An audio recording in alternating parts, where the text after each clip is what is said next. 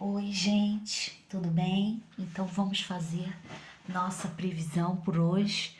Espero que tudo esteja muito bem convosco, né? Nesta manhã maravilhosa, radiante.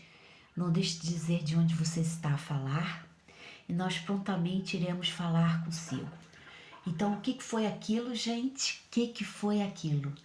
Do Brasil, do Portugal, né? Ou seja, quem fez, quem não faz, leva. Então, praticamente foi isto. Mas eu vi que seria como um trem, como foi e como está sendo, né? Como está sendo como um trem, como se posicionou daquela maneira e daquela forma. Então, não se deu resultado satisfatório, mas se deu resultado como se deve, né? Guerreado. Houve moralidade e houve ética, porque nenhum dos dois começou a gritar e baforar na cara do outro, vitórias e tal, como houve no time do Brasil da Holanda, que foi antiético e moralmente aceitável, mas antiético, tá bom? Não se faz isso. Então eles ganharam na catimba, como se fala por lá, catimba e persuasão nesse sentido.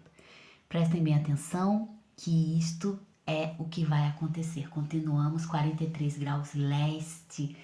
Vem pro Rio de Janeiro um tsunami, leste Ásia, entre Japão e China, Taiwan, leste, vai acontecer que vai mudar tudo.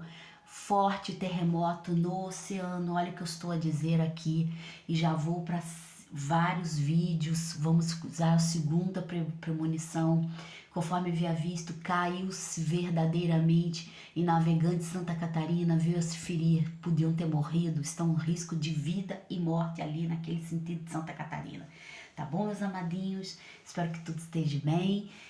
Ao norte, navegantes, confirmo no Brasil. Então disse que o Brasil ia dar as coordenadas certas, mas de outras formas. É assim que se faz o Brasil e é assim que se é.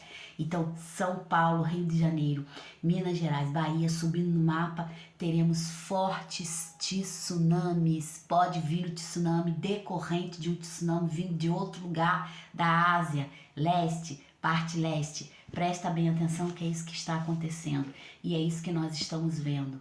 Então nós podemos entender a primeira multiplicação dos pães. Algum tempo depois Jesus partiu para outra margem do mar da Galileia, aonde a multidão continuava a segui-lo, porque viram os sinais milagrosos que ele tinha realizado nos doentes. Então Jesus subiu ao monte e sentou-se com seus discípulos. Está próxima a festa judaica da Páscoa, Pessach.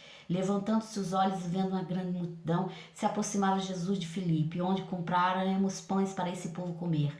Filipe pergunta. Eles fez perguntas apenas para pôr a prova, pois já tinham à mente o que ia fazer. Filipe lhe respondeu, 200 denários. Não comprariam pão suficiente para cada receber um deste pedaço. Outros discípulos, André e Simão, Pedro, tomou-se a palavra. Aqui está o rapaz com 5 pães, cevadas. Disse Jesus, mandem o povo assentar-se. Havia muita grama naquele lugar, onde todos se assentaram. Era cerca de 5.000 homens na Galiléia. Então Jesus tomou o pão, deu graça e repartiu entre os que estavam assentados. E quando queriam, e fez o mesmo com os peixes. Ah, glória a Deus, Jesus. Depois que todos receberam o suficiente para comer, disse ele aos discípulos, ajunta os pedaços que sobraram e que nada seja desperdiçado. E Jesus não gostava de desperdício, hein, gente? Então eles se ajuntaram e encheram-se 12 cestos, onde os pedaços dos 5 pães de cevada deixavam-os por aqueles que tinham comido. Depois de ver o sinal do milagre que Jesus tinha realizado, o povo começou a dizer, sem dúvida este profeta que deveria vir ao mundo. Sabendo-se Jesus que pretendiam proclamá-lo rei à força, retirou-se novamente sozinho para o monte. Então Jesus sabia que quando a corda apertava, ele tinha que correr, ele tinha que sumir. Então Jesus tinha uma aparição estratégica. As aparições de Jesus eram estratégicas. As aparições de Jesus não eram aparições de ficar, não eram aparições que ele próprio ficava ou que ele se sentia neste sentido, de certa forma, imposto a ficar ou imposto a ter esse tipo de conduta. Então Jesus naquele momento, ele meditava, pensava em Deus, pensava no Pai e falava a missão e saía correndo. Não ficava ali para esperar que tivesse alguma coisa ou tivesse algo contra ele, porque ele sabia que os homens queriam matá-lo, ele sabia que ele era o diferencial, ele sabia. Esta é a passagem mais significativa, uma das passagens que colocou Jesus nos 124 milagres, que ele produziu os pães para 200.000 pessoas. E 200 denários não tinham o suficiente para dar de dinheiro nesse pão. Então ele produziu o pão assim como produziu o vinho. Então o pão, o vinho simboliza a aliança com Deus, o que Deus sempre vai promover em nossa vida. Por isso que no sábado, no 7º dia, quando se faz a 7ª missa, se honra o sábado, que é o sábado, é o 7º dia. Então o 7º dia está honrado nesta questão. Quando você faz o 7º dia, a missa de 7º dia, você quer dizer, eu honro o sábado, eu tenho o sábado. Então, mas se você não fizer o sábado, para isso nada funciona, então bota no 8º dia, porque não se funciona. Então é mais ou menos isso. O pão e o vinho que Jesus quis dizer, meus amados, que é imprescindível, que nunca vai faltar, que sempre vai ter vinho no odre e sempre vai ter pão no cesto. Ou seja, a tua fé, aquilo que você oferta ao Senhor é multiplicado. Não podemos esquecer que o anjo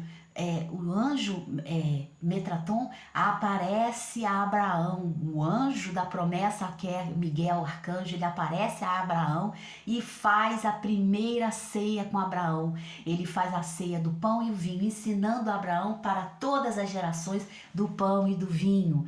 Então nós entendemos que esta função de pão e vinho para Jesus era importante. Jesus não gostava de desperdício, não desperdice nenhuma migalha, não jogue fora, não dê pães aos cães. Então Jesus tem essa consciência da fome, tem essa consciência da escravidão, tem essa consciência de passar os maus bocados sozinho. Então ele com o Pai. Então toda vez que estivermos sozinhos, nas horas amargas, quem estará conosco é Jesus Cristo que estará conosco. Não tem outro, você não vai ter, falta dinheiro, se faltar um tostão na tua casa, se faltar um vintém na tua casa, tu pede amigo, tu pede vizinho, tu pede parente, pede tudo.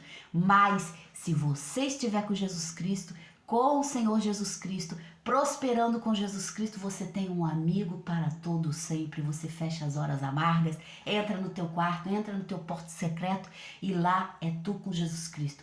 Na contemplação. Então, com quem tem contemplação, ganha o mundo e ganha tudo, porque contemplação é meditar, coisa que Jesus fazia.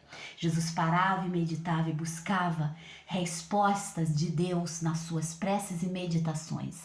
Então, isto é importante porque meditarmos nos coloca a contemplação. Contemplação nos coloca à frente das pessoas, nos coloca à frente de outras pessoas, nos torna imbatíveis e invencíveis. Você entra com honra, você entra com moral, você entra com ética, que é o mais importante. Vencer não se vence só uma batalha, se vence com ética. Ética é uma forma de vencer extremamente fundamental. É fundamentalizada dentro de um conceito de moralidade. Nem sempre a moralidade vai servir, mas a ética deve servir. Mesmo que a sua moral esteja afanada ou que você tenha algo a perecer nesse sentido, a ética deve permadurar e a ética deve conduzir o assunto. Obrigado por sua atenção. Continue conosco, não deixe de nos seguirmos. Muito obrigada. Fala, bota seu nome para que então também podemos ver. E, gente, vamos conversar, ó. É a bola tete a tete, não é monólogo. Vamos falar. Se vocês estão com problemas, ninguém está vendo, ninguém quer saber. Isso aqui está muito restrito. Vamos conversar, tá bom, gente? Preste bem atenção nisso. Obrigado por sua atenção.